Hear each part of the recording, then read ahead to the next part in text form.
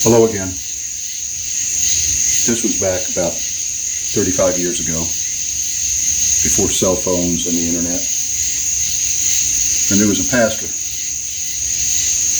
Now, he'd been married about 20 years, been at this church for about 10 years. But he had a problem at home. You see, his wife, whom he loved very much, she loved him.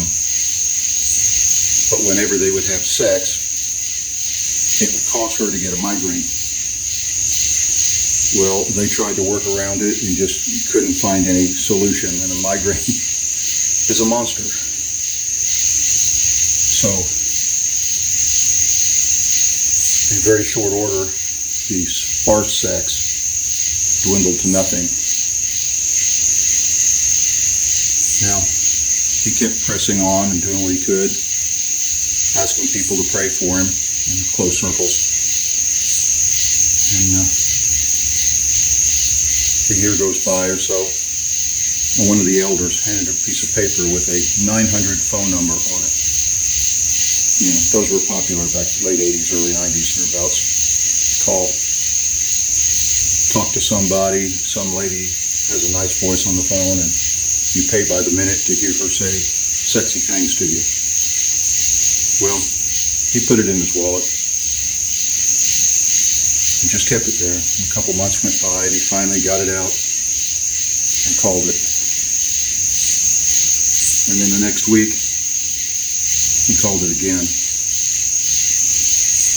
And it got to where he was calling 3 or 4 times a week from his church office.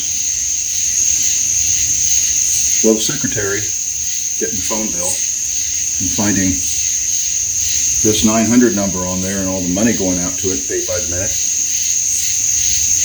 She started looking into what it was, and needless to say, she turned it into the board, and they called the pastor up, and he got dismissed from the ministry.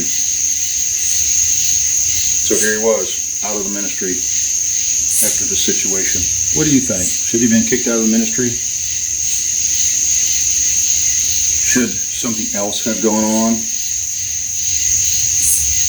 Should somebody done something helpful to him, stepped in without his asking, and tried to bring him specific counseling on this matter? Talk to him and his wife about it? Something? Who all was guilty in this? Or should I say, who all bears liability in this? You see, the story is never what it is prima facie. And you can't pass judgment by glossing over the background.